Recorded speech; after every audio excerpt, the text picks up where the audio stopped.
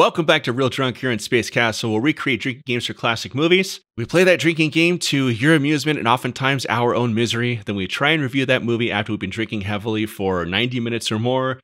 My name is DT, and I am joined by, once again, my good friend Seth, who, based on the success of the last video, is possibly better at this than I am, and definitely more popular.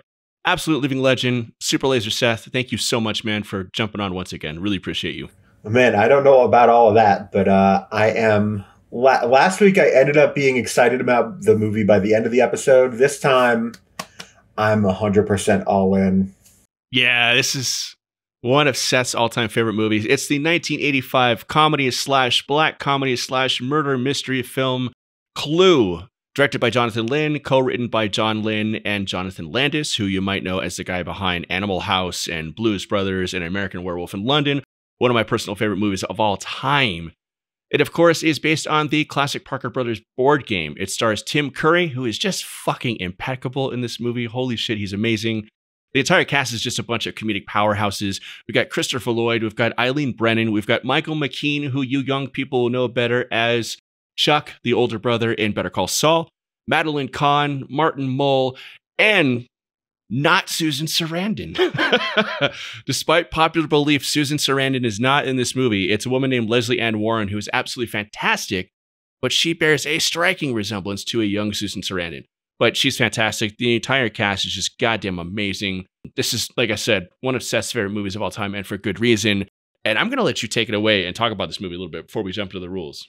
Yeah, it's directed by Jonathan Lynn, one of, in my opinion, two borderline perfect movies he's done. The other one being My Cousin Vinny, the classic for which Marissa Tomei won her Oscar, along with Joe Pesci and Fred Gwynne. Both fantastic movies. This is my Desert Island movie. This is my movie I have rewatched the most times of anything ever, and that will probably never change. I love it so much. You mentioned Leslie Ann Warren. Actually, there's another little bit of casting interest with Miss Scarlet. Leslie Ann Warren was a last-minute fill-in. She came in 4 days before shooting. Originally, it was supposed to be Carrie Fisher playing Miss Scarlet. Yeah, and they ended up. She ended up in rehab. They actually tried to still get a work exception for her to come out, and the production insurance wouldn't approve it. It's unfortunate because I think Carrie Fisher would have absolutely killed in the role. She had to withdraw because she was going through withdrawals. And before you click unsubscribe and you never watch any of these videos ever again, I firmly believe that Carrie Fisher would have gotten a kick out of that joke. So rest in peace, Carrie. We love you and we miss you desperately. I'm pretty sure she's probably made that joke herself at least once. Probably, exactly. Exactly. If not the equivalent or worse. So yeah. Wonderful lady. But no, the cast we ended up with this movie is just absolutely phenomenal. They are all firing on all cylinders all the time. This is a 97-minute long movie thereabouts, and it feels like it's about a half an hour long because it's so brisk and so enjoyable and just so high energy and wonderful. And as such, we have 10 rules for this drinking game, as always. And I think the more we drink, the more high energy this movie is even going to become. And because this is Seth's favorite movie of all time, he had a huge role in writing these rules, and I've also handed off the reins of the wild card to him. That wild card will be the 10th rule. When Seth calls out that wild card, we both have to finish our drinks no matter how full they are, no matter how sick to our stomachs or drunk we are, and if we do not finish those drinks, then we are fucking executed. I mean, last time I almost executed myself drinking it because I had like 3 ounces of whiskey in there when you got me with it. So it's been a minute since I've had the wild card pulled on me, so I'm a little bit scared, but I'm ready. I've been doing liver push-ups all day. It's been amazing. I think I'm in the best shape of my life. I'm ready to get fucked up. You've been texting me all week trying to guess what it would be, and I haven't told you yet. You haven't got I me yet. have some ideas, but I don't know. I think you're going to throw me from loop, and I think it took me a while to decide because there's so many spots you could put it. There's so many perfect spots. Yeah. That being said, here are the other 9 rules for 1985's Clue. Rule number 1, Mr. Green, played by Michael McKean, who is fabulous in this movie. Am I allowed to say that, Seth? Yeah. Oh, yes. You're not allowed to say anything else. Okay. Yes. Anytime Mr. Green in this movie is accident prone. Rule number 2, anytime there is sexual harassment or just general male gaze in this movie, once again, we've done this rule before. We did it with Biodome, and we just want to point out that we're not glorifying that at all. We're just pointing it out, both because it needs to be talked about, also because it's played for comedic effect, because this movie is filled with wonderful, strong female characters who don't take that shit. But anytime a male is sexually harassing a female, or even vice versa, we're going to drink for it. Rule number 3, a corpse is manhandled. So this is a murder mystery. A lot of people get dead. And when they get dead, a bunch of characters who don't really know how to handle themselves or what's going on just sort of toss those corpses around and move them around, just kind of do whatever the fuck they want to do with them as opposed to what they should be doing with them. So anytime a corpse is manhandled, we're going to manhandle our livers and our kidneys. Or, and this is important, the corpse manhandles someone, because that comes up a couple of times too. And I'm going to count that. Absolutely. Rule number 4. Characters in the movie run as a group. So as they're breaking down the mystery of all the murders that are happening, all the characters tend to gang up and stay together and run from room to room looking for clues and such as a group. It's got kind of a Scooby-Doo vibe to it. I fucking love it. I also really love whiskey. Thankfully, both of these things happen a lot. Rule number 5, the lights go out. So being a murder mystery, the lights are going to go out a whole lot of times. Usually with somebody being dead when the lights come back on. Anytime that happens, we're going to put our own lights out with hard liquor. Rule number 6, the doorbell rings. The doorbell rings at this mansion that everybody's gathered at for this murder mystery quite a few times. Every time that happens, we're going to ring our own bells. Yeah, it's a locked room or a locked house chamber mystery where they're all trapped inside, and yet somehow new characters keep showing up. It's wonderful. Rule number 7, characters speak in unison. Once again, this cast is amazing, and there are several key moments in the movie where they all react to news or something happening. They all have like a eureka moment, and they, blurt out the same word or same phrase all at the same time. It's hilarious. We're going to drink for it every time it happens. We're going to drink in unison. Rule number 8, weapons or rooms from the board game. So like I said before, Clue is based on the classic Parker Brothers board game about a murder mystery where everybody assumes one of the characters that are actually featured in this movie, and you try and figure out which in your player group was the murderer, which weapon they used to murder the person that was murdered, and in which room they did it. So the movie has several references to such things, and every time that occurs in a movie, we're going to be drinking for it. DT killed his liver with whiskey in his bedroom. This is the rule that scares me the most. This is the rule that's going to get us. As I came up with it, and then I was thinking about it. It's like, there's several times where they rattle off like 5 rooms in a row. Yeah. Or they'll mention the gun. They'll mention the lead pipe. They'll mention the candlestick. It's going to get fucking brutal. I have 2 bottles of whiskey sitting at my desk just in case. And number 9 is Wadsworth Butlers or Buttles or Butlerses. Wadsworth, of course, played by the incomparable Tim Curry. He is a butler in this movie. That's his character. Anytime he does something butler-ish or refers to being a butler or refers to a butler-like task, we're going to drink for that as well. And like I said, the 10th rule is the wild card. Seth has got it this time. He's going to call it out. And once that happens, we're going to drink our drinks until there's no more drinks and then refill those drinks and continue on drinking. Seth, any last words? No, I'm excited. I'm ready to go. Fucking A. There we go with 1985's Clue. Directed and co-written by Jonathan Lynn. It's an absolutely underrated feature of this whole movie. The score is pitch perfect. Yeah, it's really great. This is one of those movies I don't mind the long, old style, let's introduce the cast first credits, because every single one of them deserves it. Absolutely.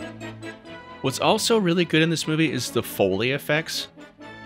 It's subtle, but like the sound of like Tim Curry putting the key in the thing and the gate opening, and there's all kinds of different footsteps and things that happen throughout the movie. The Foley design is just top notch here. The little touches they take from the board game, like the rooms being not just the same rooms, but all in the same order around the first floor, it's exceptional. If you haven't seen the movie before, you might have immediately guessed a lot of the sexual harassment jokes are going to come around this character. Yeah, Yvette, played by Colleen Camp, is just fantastic in this movie, too.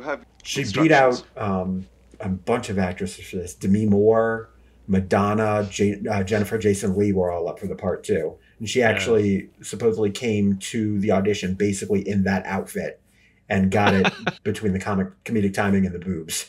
So that's fantastic. Doorbell. Doorbell. Drink. We're off to the races. You may well feel obliged to my employer. Is that butlering? An alias. Took his coat, answered the door. I'm gonna fuck it. I'm trying to get drunk. I'm Wadsworth, sir. Butler. Butler. Doorbell. Madeline Kahn is so good in this. She lobbied to get into the movie, and they actually beefed up the part of Mrs. White.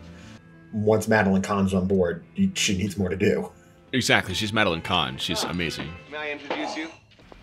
Marty. Thanks. I'm late for dinner date. Not Susan Sarandon. Where are you going? Or Carrie Fisher. Let's see. Or Carrie Fisher. Dinner will be ready as soon as all the guests have arrived. Is that butlering? Sure, why not? Okay, awesome. And doorbell. Doorbell. Good call. We haven't quite gotten to sexual harassment yet. But that's a little familiar. No, give it a sec. For God's sake, place. There we go. Professor Plum and Miss Scarlett, I didn't realize you were acquainted. We weren't. May I present Professor Plum and Miss Scarlett? That's butlering.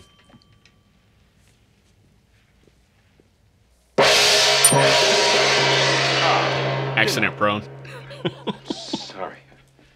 I'm a little accident prone. Please be seated. Well, they are moving as a group, but they're not running. Does that count? No, let's pace ourselves just a little bit. There's definitely some heavy butlering going on. What for you?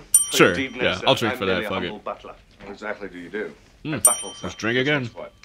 I will keep something warm for you. Did you have in mind, dear? Feet. Yep.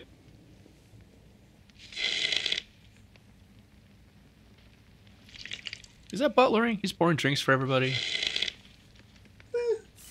I'm going for it. Here we go. Sounds like hard work to me. Accident prone. Sorry. Butlering? Butlering. He doesn't want to get acquainted with you. Well, I'm sure I don't know, but if I wasn't trying to keep the Sexual conversation going, harassment. we would just be sitting here in an embarrassed silence. Wadsworth, where's our host and why we've been brought here? Doorbell. Doorbell. I just ate. Now, how did you know her name? We know each other. Sexual harassment. Can I interest any of you in fruit or dessert? Butlering. What's that? Oh, butlering, yeah. In that case, may I suggest we adjourn to the study for coffee study. and brandy? At which point Study. I believe our unknown host will reveal his intentions. Ladies and gentlemen, please. Please return to the study. Study. Everything will be explained. None of you know who's blackmailing you, do you? Oh, please, I've never I heard do. anything so ridiculous. I mean, nobody could blackmail me. My life is an open book. I've never done anything wrong. Seriously, I don't see what's so terrible about Colonel Mustard visiting a house of ill fame. Most soldiers do, don't they? Oh, please. But he Sexual holds a harassment again. sensitive security post in the Pentagon. And Colonel, you drive a very expensive car for someone who lives on a colonel's pay. I work for the State Department, and I'm a homosexual.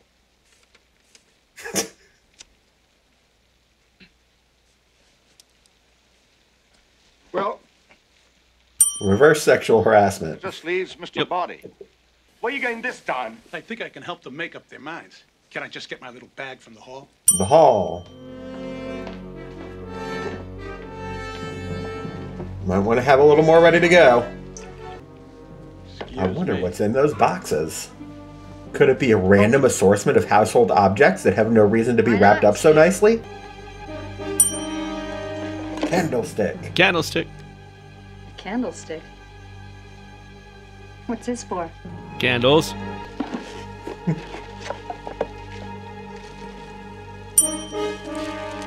The news.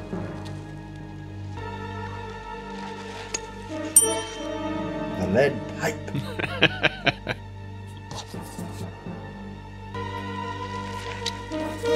wrench. Oh, this is a gauntlet. There's the wrench. Where are you getting those from? The revolver.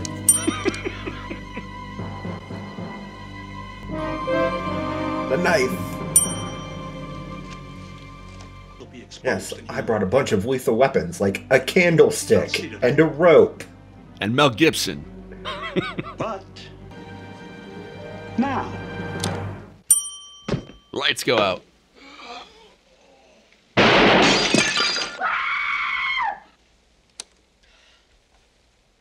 Who had the gun? I did. The gun. You shot him. I didn't. Well, you had the gun. If you Gun didn't again. shoot him, who did? Somebody tried to grab the gun from me in the dark, and the gun went off. Gun. Look, the bullet broke that vase on the mantel. And they all run together somewhere. There they go. He's absolutely right. Look, there's a bullet hole here in the wall. See that? Maybe he was poisoned. Wild card! Better hope yours isn't poisoned. Oh, fuck. I mean, it technically is.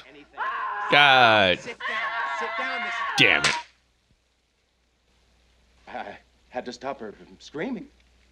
Oh, well played, sir. Let's just stare at her till she dies.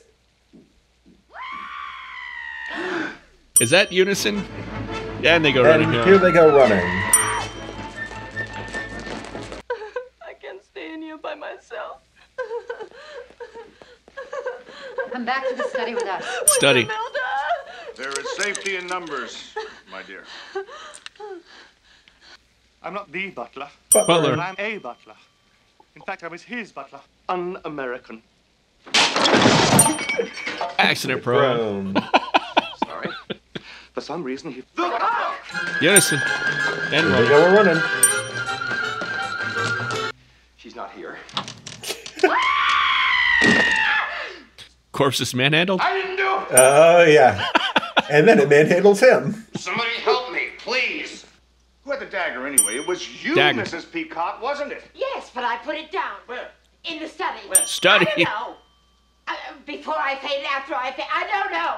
I suggest we take the cook's body into the study. Study. Study again. I want to keep the kitchen tidy. What have you done, Seth? This is revenge, isn't it? Look! What? The body's gone! There it is. Manhandled. Who's staring at? And let me show you. Sexual harassment. Sexual harassment for sure. And a corpse manhandling someone. He's attacking her! They're all running together. I think what I'm just going to do is just have whiskey in my mouth at all times and just swallow when appropriate. Got new injuries.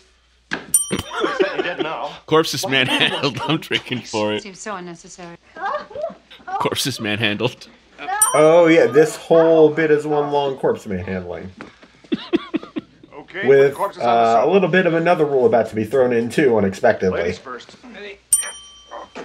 Corpse is manhandled once more. Straight into a nice little bit of sexual harassment There it is. of a corpse. Who had access to the candlestick? All of Candlestick. It was given to you. We still have all these weapons. The gun, the rope, The gun, the wrench, rope. the lead Fuck, pipe. fuck, fuck, Let's put fuck. them all in this cupboard and lock it. Very well, sir. Would you care to come in? Butlering? Well, But there's nobody. There's nobody in the study. No. Study. no. But I think there's a phone in the lounge. Thank you. Lounge? 2 dead bodies in the study. Study. And unison. Well, there is still some confusion. Is there anybody else in the house? No! Unison. That's what he says. Will anyone go with me? I will. I will. No, thank you. Reverse. I suggest we all Sexual draw harassment. lots. Well, we know what's in the study. Study. Just come from the library. Study. And the Library. stranger's locked up in the lounge. Lounge. In the billiard room. Billiard room. Whew.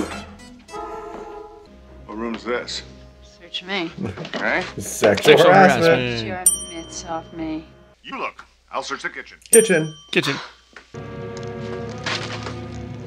It's not effective at all. You actually have to throw it in the fire for it to burn. I'm in this big house, and I've been locked into the lounge. Lounge. And yep. That, kids, is what we used to call a rotary phone. Another room from the game. The secret passage. Looks like a secret passage. Everyone running together. Yep. Literally. Where are they? The lounge! The lounge. The lounge. Let us in! out! Let us out! In unison. There's a secret passageway from the conservatory. Is that Conservatory. Gun. And the gun. No, it was unlocked. Unlocked? Oh, they all spoke in unison. Doorbell. Fuck. There it is. Doorbell. No. Yeah, all spoke in unison. Well, actually, yes. No. There seemed to be some kind of disagreement. Unison. No. Yes. Would you be kind enough to wait in the library? Library. Sure. In unison. Let's clean this up. Why is J. Edgar Hoover on your phone? I didn't know. He's on everybody else's. Why shouldn't he be on mine? Oh, I love that line. I'll show you the dining room, or the kitchen. Dining room, kitchen. Or the ballroom. bottom. This is the dining room. Dining room. Okay. What's going on in those two rooms? Don't say which rooms. Don't say which Which rooms. two rooms? Some corpse manhandling going on right there. Yeah. This man's drunk. Dead drunk. Me right. too. Fuck.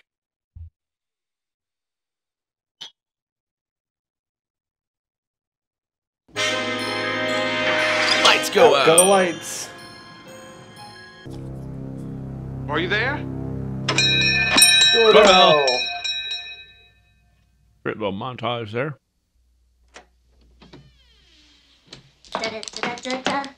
I am your singing telegram. Jane Whelan, the bass player from the Go-Go's, everybody. Amazing. They're not even shocked. They're like, well. I thought I heard a gun. So did Gun. I thought I heard the front door slam. Oh, God. The murderer must have run out. Running together into a different room. This is getting serious. That's probably the best line of the whole fucking movie. Buckle up, because this is about to get rough.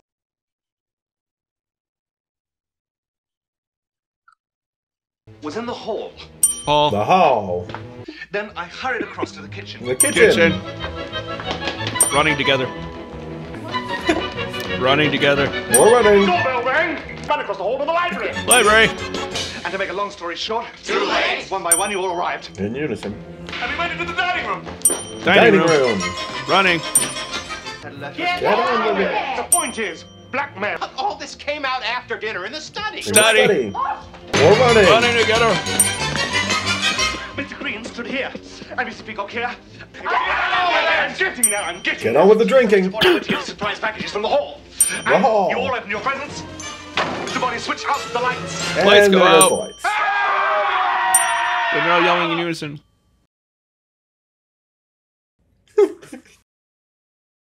And why was he bashed on the head a few minutes later with a candlestick if he was dead already? And the gunshot was intended to kill him. Gun. Not me. Then, more screaming. It meant the billiard room. We all... Billiard. Billiard room. And they're running. My teeth are burning. One of us could have stayed in the study. Study. Picked up the dagger. Dagger. Run down the hall. The hall. And stabbed the cook. Not if they used this Secret passage. God damn it. And the murderer ran back down the secret passage to the study. The study. Oh, fuck. Running.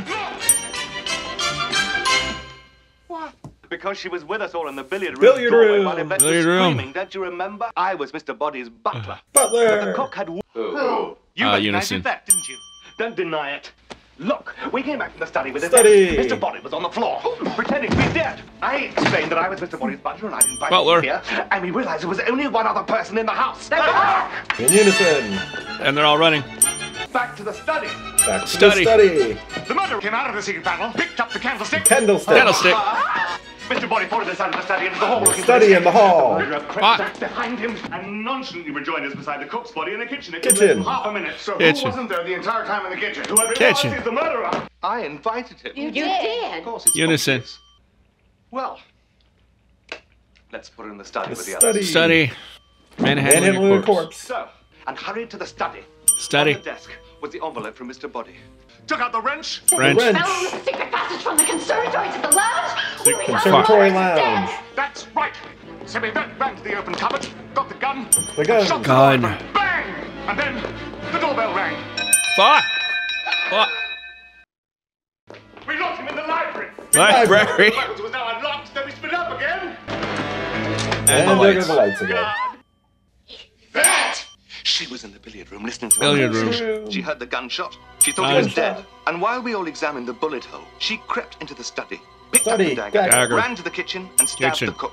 Then Yvette returned to the billiard room. She screamed, and we all ran to her. The kitchen, in the study, the hall, candlestick. Secret passage. You've got the lead pipe and the rope, the library. Picked up the gun. Whoever has the gun. Butler. There are no more bullets left in that gun.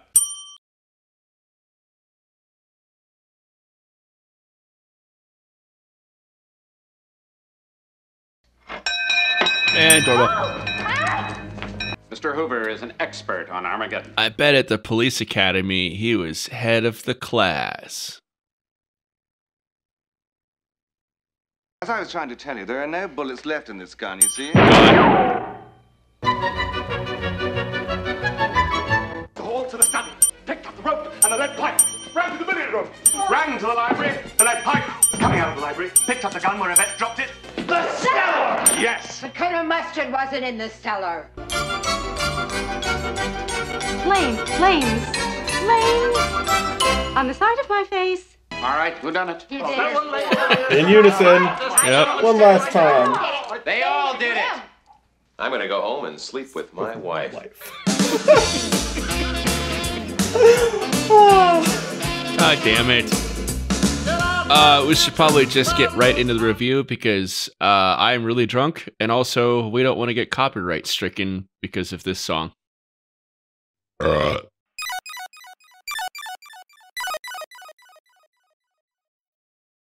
And here we are in the review section of this episode of Space Castle. No? This episode of Real Drunk on Space Castle on YouTube. So people who we show this episode to are good friends. They like to say, oh, DT's not drunk. I typically am drunk. I'm just very good at really maintaining when I'm drunk. That whole section with the running and the listing off the names of the rooms and the murder weapons and recounting everybody's steps, that got me. I think I've had about 6 ounces of whiskey. I mean, I drank an entire half bottle of. I know you last time, so you have learned from your lessons. Better this time. Yes, I think you're in much better shape than I am. So, if you would like to kick off the review section of this episode of Real Drunk on Space Castle on YouTube, you are more than welcome to it, sir. Sure.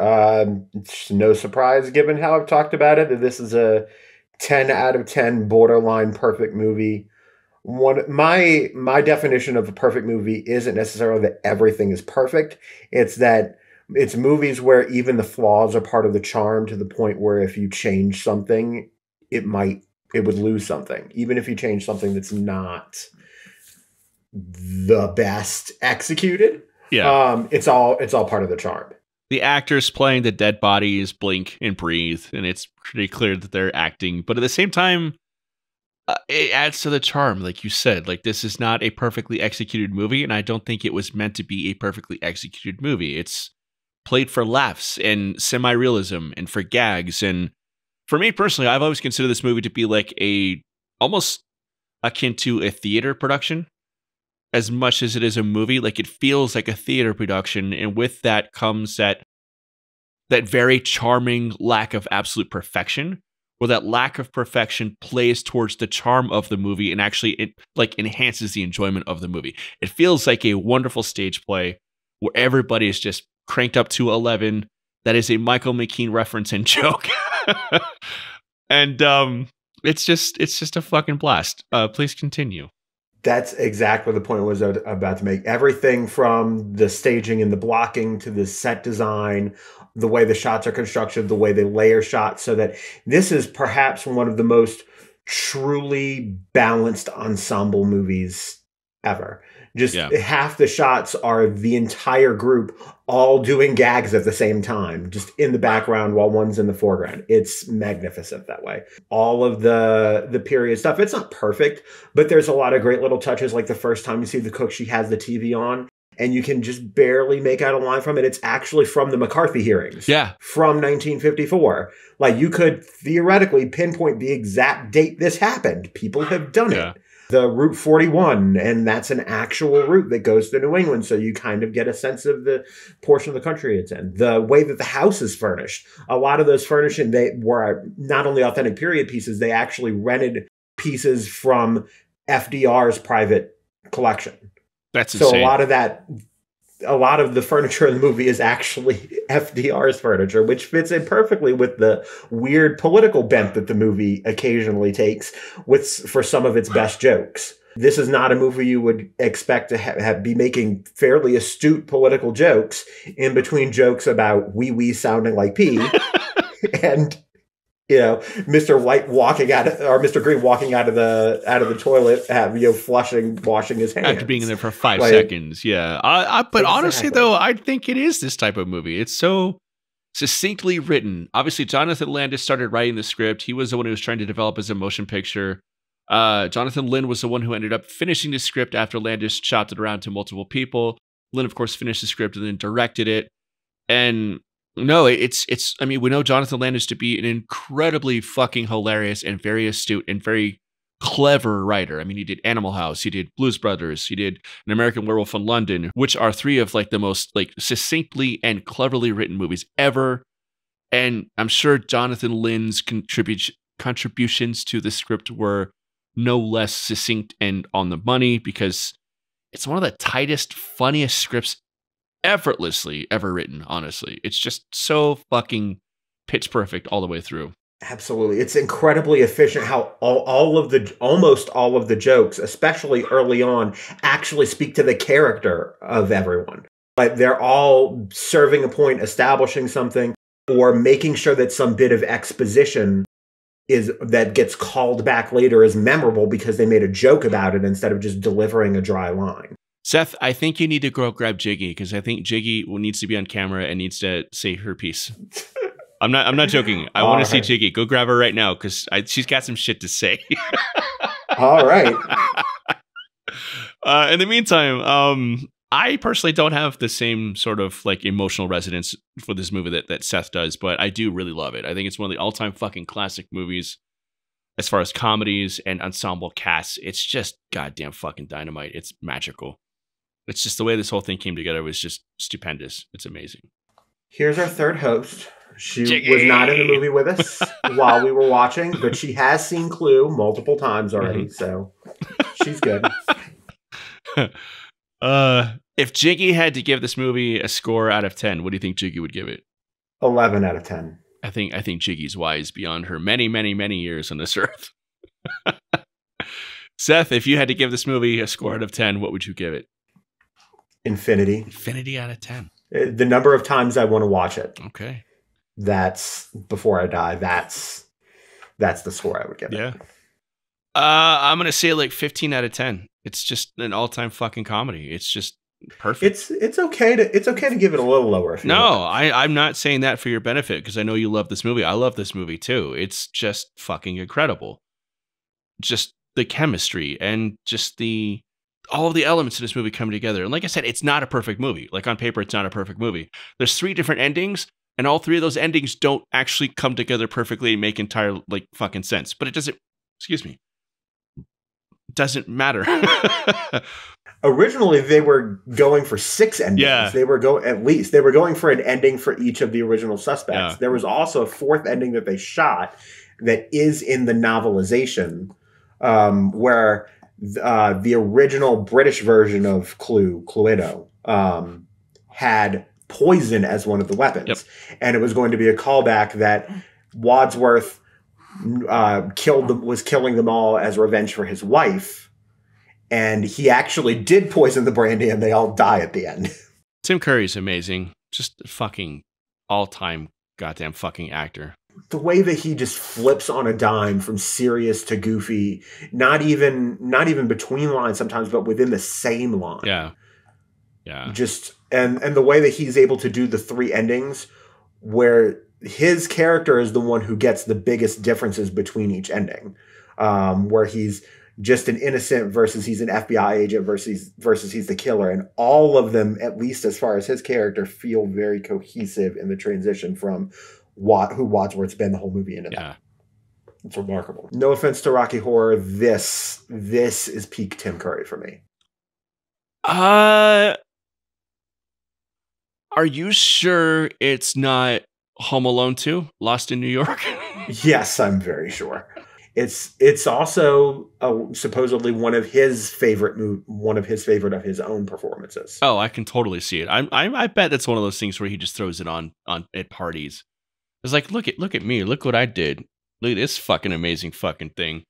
And if I was at a party at Tim Curry's house and he put on Clue, I would just sit down and watch the whole fucking thing, beginning to end. It's part of the chemistry, how much fun the cast is having. It comes through 100%. They would literally just go into the billiard room and shoot pool between takes. Yeah. And just goof off and have fun. You can tell how fun it was to shoot. Hey, Seth. Would you recommend your favorite movie of all time to other people? No, I would not recommend it. The reason I'm going to say that is because recommend is not a strong enough word. Oh, okay. It is required viewing. It is required viewing. You must watch Clue this many times to be Seth's friend. Yeah, that's fair. Yeah. I would recommend it, obviously. It's an all-time fucking movie. As far as comedy and staging and performances, like, yeah, and it's aged incredibly fucking well. And it's great that they make sure it's a period piece because, like you said, like, caller ID would have fucking wrecked this shit. Cell phones would have wrecked this shit, but that's not the point. It is, in and of itself, setting it in the 50s is just as much almost like part of the character of the movie. And because it's a period piece and it's done so beautifully, quaintly, and I mean that in like the highest compliment you could possibly give something, it's just beautiful. It's timeless, honestly. They set it up and they built it to be timeless, which is, again, to the film's credit as being absolutely fucking genius. Jiggy also recommends. Jiggy. Did you just like manhandle her like a corpse? No, I just brought her up like this. She's good. She's used to it. Any closing thoughts? I just watch this movie all the time. It's the movie that cheers me up. It's the movie that I watch when I want to be happy. It's a great movie to watch with a group or a crowd. Yeah. I had the pleasure. That's where I got these fun little foam props from seeing it in the theater with a crowd. And it was at a theater where it was specific, like, hey, it's a movie party. It's you come in and everyone's doing doing the lines. It's a whole room full of fans. The energy is incredible. If you ever get a chance to do something like that, oh, absolutely do it. It's so amazing. But it's just a good movie for any circumstance, anytime, any mood you're in. It works. I don't have any closing thoughts, so I guess we can wrap up this episode of Real Drunk before I either pass out or I almost threw up. I don't know if it's gonna make it on camera. I almost threw up. There was a point right where we were getting to the point where Wadsworth is leading everybody through the recap and they're going room to room and I'm sipping over and over and over and over again. And I swallowed wrong and it triggered my gag reflex. If I can find it, maybe I'll play it in slow motion again back right now. But no, this is an amazing movie. It's fantastic. So I guess that's it for this episode of Real Drunk on Space Castle. As always, it is the show where we create a drinking game for a classic movie. We perform that drinking game to my misery and Seth's wild enjoyment, and hopefully your enjoyment as well. As always, this is part of a podcast called Space Castle, and we drop episodes every Wednesday. You can listen to them on your favorite podcast player. And just by watching this video and having out, oh my God, I'm fucking drunk. Just by watching this video, you are supporting Space Castle and Real Drunk.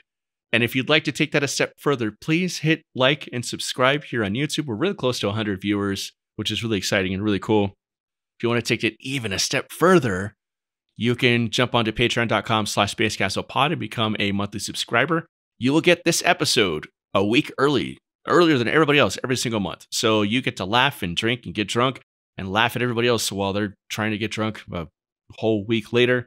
If you want to go even further, there'll be a link in the description down below where you can purchase a copy of Clue, and you should own it already, Or you can buy your own Space Castle / Real Drunky gear. We've got pint glasses and t-shirts.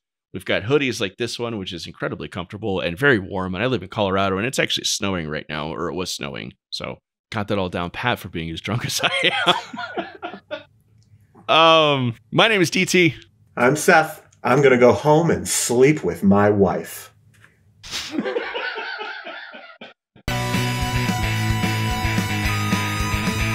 Fuck. I think that was good. That was great.